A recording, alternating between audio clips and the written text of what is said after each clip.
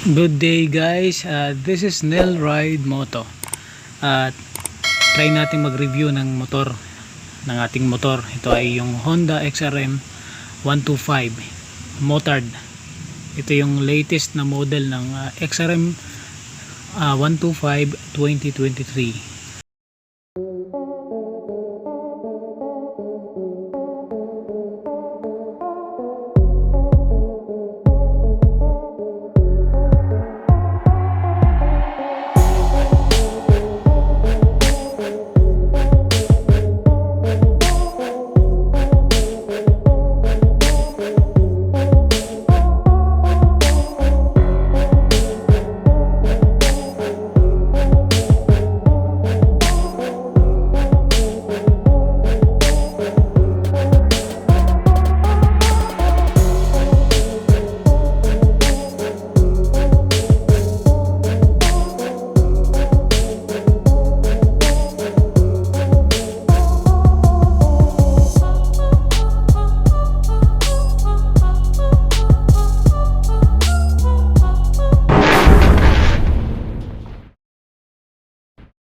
Yan.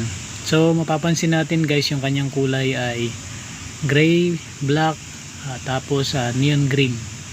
Yan, maganda yung kanyang decals. At kung mapapansin natin guys, naka mag wheels na din siya. Naka mags.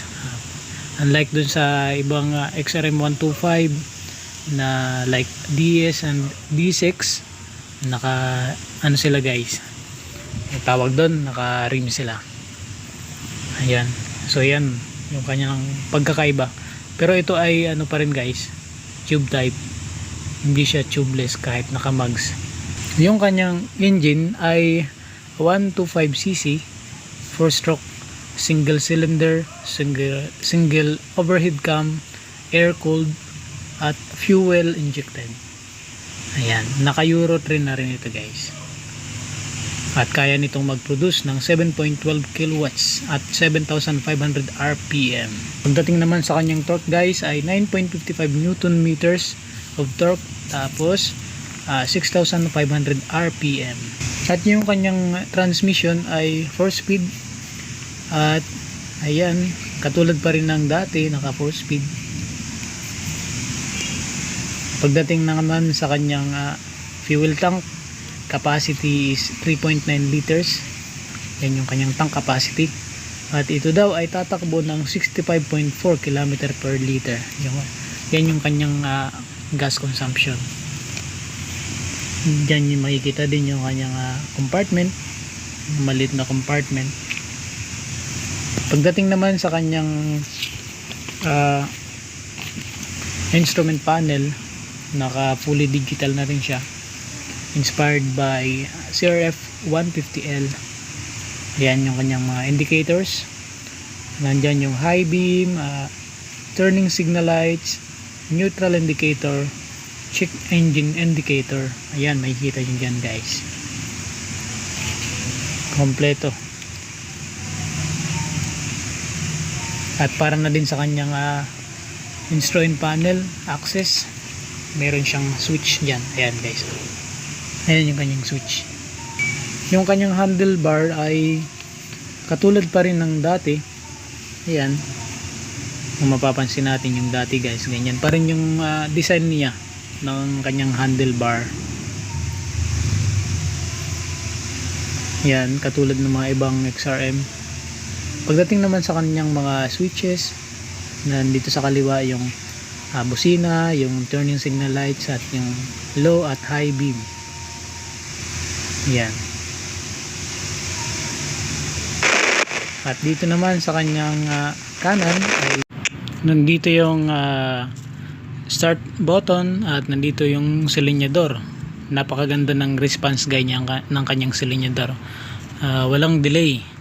Ayan, ang ganda. Pagdating naman dito sa kanyang headlight ay napapansin nyo guys, naka halogen yung kanyang headlight, halogen bulb, at yun din yung kanyang mga signal lights ay naka bulb type.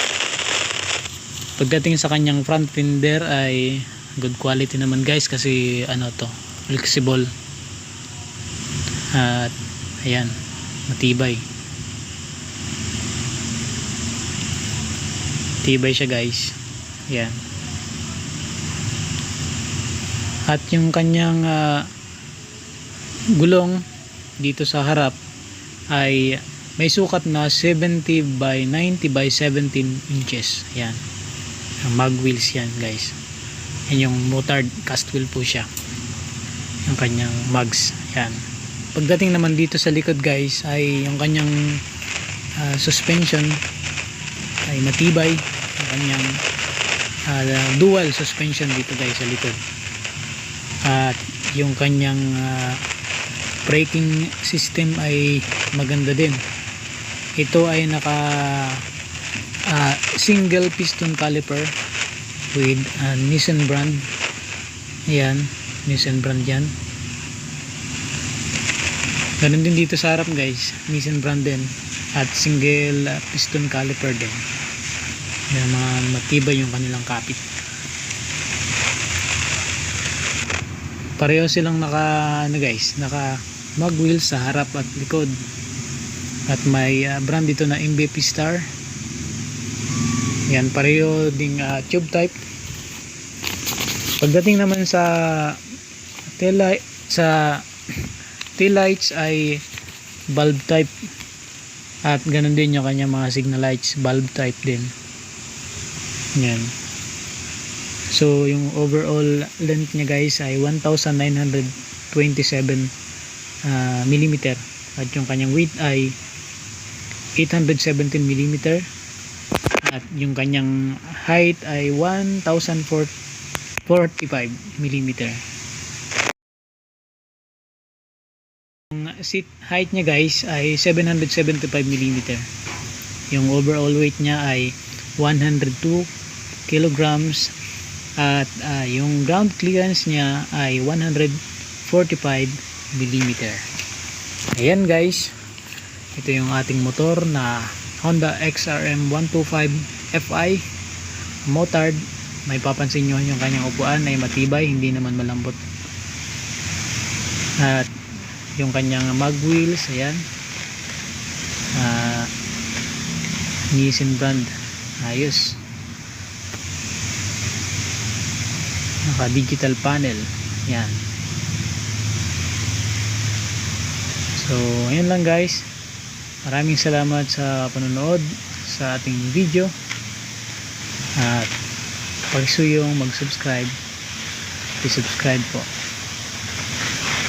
Hanggang dito na lang, maraming salamat. This is Nelride Moto, thank you.